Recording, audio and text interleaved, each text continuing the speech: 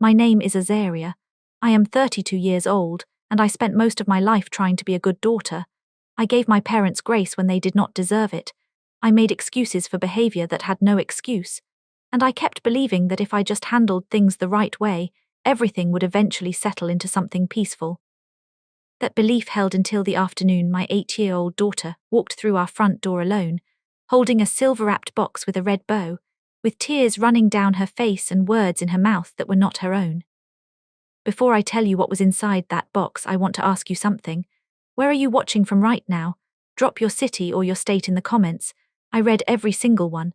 And if this story is already making you feel something, go ahead and hit that like button now. It helps more people find this channel, and trust me, what I am about to share is something a lot of people need to hear. Subscribe if you have not already, because this is one of those stories that does not end where you think it will. Stay with me. It was a Thursday afternoon. Rafferty was not home yet. I was at the kitchen table working through a design file for a client with a deadline coming up fast. Astoria was supposed to be at my parents' house until 5 o'clock. That was the arrangement. My mother would drive her home after dinner prep. It was a routine we had kept for months. At 3:30, I heard small footsteps on the front porch. I opened the door and found my daughter standing alone on the front steps. Her face was red. Her eyes were swollen. She was holding that box with both arms pressed against her chest, and there was no car in the driveway, no sign that anyone had walked her to the door or waited to make sure she got inside safely. I knelt down to her level. I kept my voice calm. I asked her what happened and who brought her home.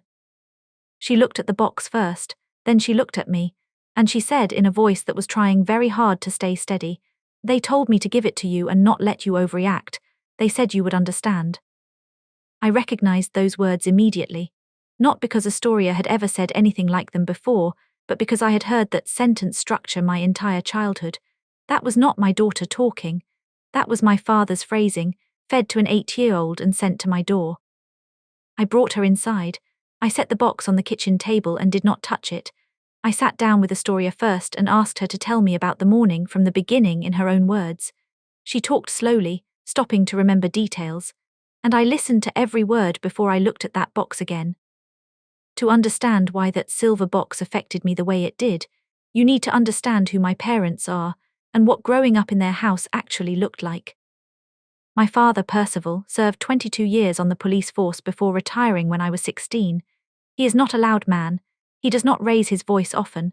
What he does instead is occupy space in a way that makes clear he expects compliance. He gave orders at work and he gave orders at home, and the assumption underneath all of it was that his decisions were final because his judgment was superior. That was not something he said directly. It was something built into every interaction. When I was 13, he read my diary. He did not apologize.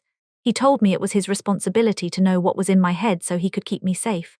When I was 15, he showed up at a school camping trip that parents were not invited to attend. He stood at the tree line for 20 minutes before a teacher asked him to leave. When I was 17, I stayed at a friend's house without asking permission first. He drove to her address at 11 at night and told me to get in the car. He did not speak to me for 4 days after that. My mother, Bellamy, is a different kind of problem. She was never the one who showed up uninvited or read through private things. What she did was stand behind every one of those actions and translate them into something that sounded like love. After the diary, "He just worries about you, Azaria." After the camping trip, "He wanted to make sure you were safe." After the 11 o'clock pickup, "You know how he gets when he is scared something might happen to you."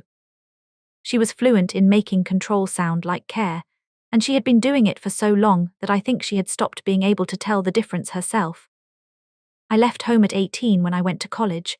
I chose a school in another state specifically because I needed the distance to figure out who I was when no one was watching me. That distance was the first time I breathed without monitoring myself. I met Rafferty when I was 22. I graduated, built a career in interior design, got married and had Astoria. After I had my own family, I tried to maintain a relationship with my parents that was functional without being open. I allowed them to see Astoria regularly. I did not allow overnight stays. I had one standing rule: no decisions about my daughter would be made by anyone except Rafferty and me. My parents did not like that rule. My father made his displeasure known in the way he always did, through silences and loaded comments. My mother explained that he meant well. but there were things I noticed and minimized in the 3 years before that Thursday afternoon. Percival asked about Astoria's weekly schedule with a level of detail that went beyond grandparent interest. He wanted to know which days she had after-school activities, which route the school bus took, what time she was dropped off. I answered vaguely and changed the subject. Bellamy posted photos of Astoria on her social media without asking me. I asked her to stop. She apologized and kept doing it more carefully. One afternoon, Percival appeared at Astoria's school during pickup. He told the front office he was family. I got a call from the school. I drove there, signed Astoria out myself, and had a direct conversation with my father that evening. He said he only wanted to see where she went every day. He said it like that was a normal thing to want. I told myself these were isolated incidents. I told myself he was getting older and that his way of expressing concern was distorted, but not dangerous. I kept making room for a version of him that was not actually there. 3 weeks before that Thursday, Rafferty came home with news that changed our immediate future. He had been offered a senior position at a company based in Denver, Colorado. Better title, significantly better compensation, and a team he had wanted to work with for years. We talked about it for 2 full weeks. We looked at schools for Astoria, neighborhoods, cost of living.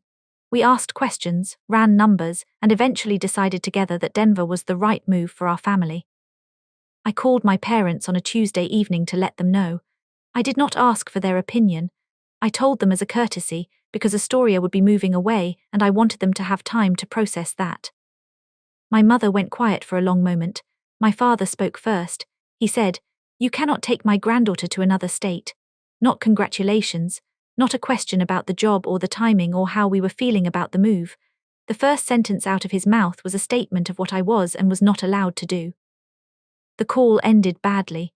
He said things I am not going to repeat word for word, but the core of it was that I was making a selfish decision and that I would regret cutting Astoria off from her family. I did not sleep well that night. 1 week later, my mother called me alone. Her voice was different, softer. She said Percival had taken some time to calm down and that they both understood this was our decision to make. She said she was sorry the first call had gone the way it did. She asked if they could host a small brunch before we left, just a family send-off for Astoria, something warm to close the chapter before the move. I called Quillen that evening to talk it through. He has been my closest friend since college and he has known my family long enough to have an informed opinion. He listened to everything and then said, "That turnaround is too fast, Azaria. Your father does not change course like that in 1 week. Be careful." I heard him, but I also wanted Astoria to have a good memory of her grandparents before we moved 1,000 miles away. I told myself one brunch in daylight with both Rafferty and me present was manageable. I said yes. The brunch was scheduled for Saturday morning. The plan was simple. Rafferty and I would bring Astoria over, stay for about 2 hours and then head home. We arrived at 10. The first hour was calm. My father was unusually quiet, almost stiff in his politeness. My mother talked to Astoria the entire time, asking about her friends, her favorite things about her school, what she was most excited about in Denver. I watched both of them and felt uneasy but could not point to a specific reason. Near the end of the meal, Rafferty received a call from a colleague that needed immediate attention. He excused himself and went out to the driveway to handle it. I went to the kitchen to help my mother clear the table. Astoria stayed in the living room with my father. 15 minutes later, Rafferty came back inside. I came out of the kitchen a minute after that. Astoria was sitting at the far end of the couch with her hands in her lap, not moving. She was not upset in a visible way, but she was different, quieter. Her eyes did not come up to meet mine when I walked in. I caught Rafferty's attention across the room and saw him register the same thing. My father stood and announced it was time for his afternoon rest. The brunch was over. We said goodbye and put Astoria in the car. On the drive home, she sat in the back seat and looked out the window. Rafferty had a work matter to handle at his office and dropped us at home before going back out. Half an hour after Rafferty left, I heard footsteps on the porch. I looked out the front window and saw my mother's car at the curb. She walked to the door, handed Astoria the silver box, said something quietly into my daughter's ear, then walked back to her car and drove away before I reached the door. I brought Astoria inside and set the box on the kitchen table. I asked her what my mother had whispered at the door. She repeated it without any expression on her face. "Tell your mother not to overreact. She will understand." Then she asked me if she could go watch television. I said yes and waited until I heard her upstairs before I sat down at the table alone. I pulled the box toward me and took off the lid. Under the white tissue paper was the first item: 3 watercolor paintings that Astoria had made over the past year, pictures she had been proud of, pictures she had given to my parents to put on their refrigerator. All 3 had been torn in half and then placed back inside the box, torn edges aligned, as if folded neatly. I set them aside and kept going. The second item was a small stuffed bear, brown about the size of my hand. Astoria had left it at my parents' house during a visit the previous month and had asked about it twice since then. My mother had said she could not find it. The bear's stomach had been cut open in a straight line. The stuffing had been pushed back inside but not sewn. I turned the bear over and found a small folded piece of paper tucked inside the opening. I pulled it out and unfolded it. It was my home address. Written in blue ink in my father's handwriting, no explanation, just the address written out in full. The third item was a small black device, roughly the size of my thumb. I did not recognize it immediately. I took a picture of it and searched online. It was a GPS tracking unit. The battery indicator light was on. It was active. The fourth item was a white envelope. Inside were 5 photographs printed on regular paper. All 5 were of Astoria, taken outside, at her school near the front entrance, on the sidewalk near our house, at the bus stop on the corner. The angles were distant, taken from a vehicle or from behind cover. Astoria had no awareness she was being photographed in any of them. I checked the image metadata visible in the print quality and the seasonal clothing in the pictures. These were taken within the past 3 weeks, after I made the announcement about Denver. The fifth item was at the bottom of the box. A folded piece of paper, plain white, no envelope. I opened it. 3 short paragraphs, no greeting, no signature. The first paragraph said, "Denver is not happening." The second paragraph said, "We know where Astoria goes every day and we will continue to know." The third paragraph said, "A grandfather has rights, do not make us use them." I put the paper down on the table. I sat still for a moment. Then I walked to the bottom of the stairs and called up to Astoria. I told her I needed to make a phone call and that I would come up to check on her in a few minutes. She said okay. I went back to the kitchen, picked up my phone and called Quillen. He answered on the second ring. I told him what was in the box. I read him the 3 paragraphs. When I finished, he was quiet for 3 seconds. Then he said, "Do not touch anything else in that box. I am on my way. Call 911 before I get there." I asked him if he was sure. He said, "Call right now, Azaria." I hung up and dialed 911. The dispatcher asked me a series of questions. I answered each one as clearly as I could. She told me a unit would arrive within 15 minutes. I went upstairs, sat on the edge of Astoria's bed, and stayed with her until I heard the knock at the door. 2 officers arrived. I brought them into the kitchen and showed them the contents of the box in the order I had found them. The torn paintings, the cut-open bear, the address on the slip of paper, the GPS unit, the photographs of Astoria taken without my knowledge, and the letter. 1 officer took notes. The other photographed each item where it sat on the table. I answered their questions without elaborating beyond what was directly asked. I had learned in the past hour that the clearest way to be heard is to stay factual. Quillen arrived 12 minutes after the officers. He introduced himself, explained he was a civil attorney and a personal friend of mine, and asked if I needed him present in a legal capacity. I told him yes. He pulled out a notepad and stood to the side listening. We were still in the kitchen when I heard a car door outside. I looked through the window and saw my father walking up the front path. He had not called ahead. He had not texted. He saw the police vehicle at the curb and did not slow down. He came directly to the front door and rang the bell. I opened it. He looked past me at the 2 officers, then at Quillen, and his face moved through something I had never seen on it before. He recovered quickly and shifted into the voice he used when he expected to be in charge of a situation. He said, "Azaria, what is going on? Why are there officers in your home?" I did not answer. One of the officers stepped forward and introduced himself. That was the moment Rafferty's car pulled up.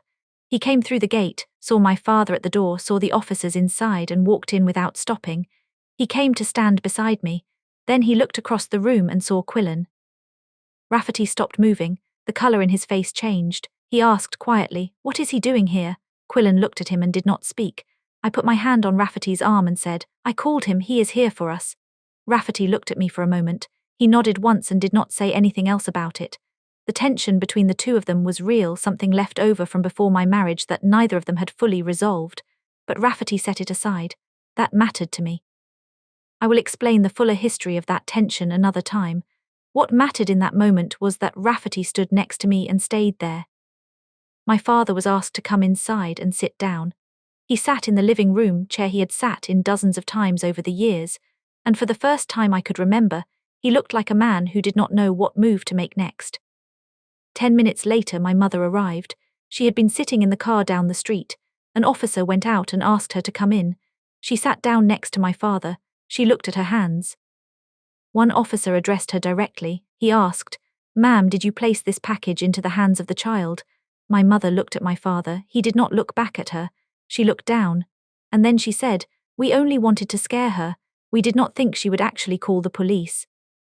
My father closed his eyes. My mother had just told a law enforcement officer that the package was intentional, that frightening me was the goal, and that they had not anticipated legal consequences. That was not a slip. That was a woman who had spent 40 years managing perception finally running out of script. After my mother spoke, Rafferty told the officers about something he had not yet mentioned to me. 3 days before that Thursday, a man had approached him in the parking structure outside his office building. The man waited until Rafferty was walking alone to his car and then said, "Denver is a bad idea. Reconsider." Rafferty had not recognized the man but described him in detail. I recognized the description. It was someone my father had known for years, someone who had been to our house on 2 separate occasions. The officer explained to both my parents what they were looking at. Placing an active tracking device on, or with a minor child without parental consent, systematic harassment through surveillance and photographic documentation, and written communication that constituted a threat. He told them these were items that would be reviewed for potential charges. Quillen spoke directly to both of them before they were escorted out. He said that by 9 the following morning, he would be filing paperwork for an emergency protective order on behalf of myself, Rafferty, and Astoria. That order, if granted, would prohibit either of them from coming within 100 yards of any of us until a court reviewed the full situation. My father looked at me once before he stood up. He did not say anything. I did not need him to. The emergency protective order was granted the next morning. 3 weeks after that Thursday, our family moved to Denver on the original timeline, without any changes to the plan. Nothing had stopped us.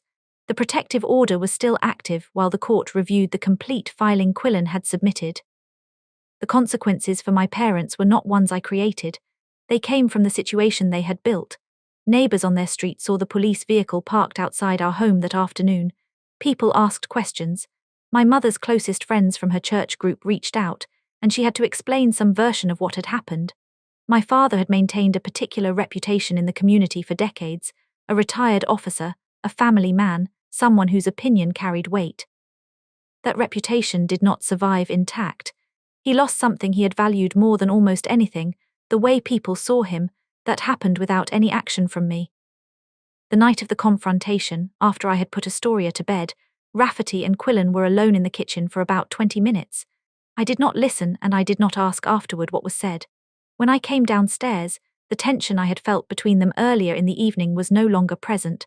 Sometimes you do not need to know the details of how something resolves. You just need to know that it did. Astoria started seeing a therapist who works specifically with children 3 weeks after we arrived in Denver. She was hesitant at first and said she did not want to talk to a stranger about her feelings. By the 4th session, she was going in without hesitation. Her therapist told me that Astoria had strong foundational security and that the most important thing I could do was make sure she understood clearly that nothing that happened was her fault or her responsibility. I made sure she heard that from me directly, more than once in plain language. I started my own therapy the same week Astoria started hers, not because I was falling apart, but because I recognized that I had carried certain patterns since childhood and that carrying them quietly was no longer something I wanted to do. I wanted to put them down on purpose. 2 months after the move, my mother sent me a text message. It was not an apology. It was an explanation. She wrote that they had only done what they did because they were afraid I would disappear and take Astoria with me, that they needed to know they would not be cut off. I read it once. I did not respond. I forwarded it to Quillen's office, not out of anger, but because I had nothing left to say to her that would change anything, and because the legal process was still ongoing and anything she sent in writing needed to be documented. 4 months after we moved to Denver on a Saturday afternoon, I was passing by Astoria's bedroom and I stopped in the doorway. She was sitting on the floor with a large piece of paper and a set of colored markers, drawing. I asked her what she was working on. She held it up. It was a house, small, with a front yard and a gate. The windows had warm light coming from inside. The gate had a lock on it. Underneath the gate, in her own careful handwriting, she had written, "Only safe people can come in." I did not say anything right away. I sat down on the floor next to her. She leaned her head against my shoulder and kept coloring. I stayed there until she finished. I will not tell you I have healed completely. I will not tell you the relationship with my parents is resolved or that I know how it ends. What I can tell you is that I am no longer waiting for a version of them that is not coming. I am not waiting for an apology that would change the past. I am living in a city I chose, in a house that feels like ours, with a daughter who is drawing again and a husband who stood beside me when it mattered. The thing I want to leave you with is this. If there is someone in your life who calls their need to control you an expression of love, who uses your child to send you a message, who photographs your daughter from a distance and calls it concern, that is not a family protecting you. That is a person who believes they have ownership over you, and you are allowed to close that gate. You are allowed to decide who is safe enough to come in. If this story stayed with you, I want to hear from you in the comments. Have you ever had to set a boundary with someone who called your boundary an overreaction? Have you ever had to choose between keeping peace and keeping yourself safe? Tell me. I read every comment and I respond to as many as I can. If you found value in this story, please share it with someone who might need to hear it. There are people watching right now who are in the middle of a situation they cannot name yet, and sometimes hearing someone else say the words out loud is what helps them figure out what they are dealing with. Like this video if it meant something to you. Subscribe to this channel if you want to hear more stories told honestly, without shortcuts and without easy endings. Every story I share here is told because I believe it matters. Thank you for being here and for listening all the way through. Take care of yourself this week, and take care of the people inside your gate.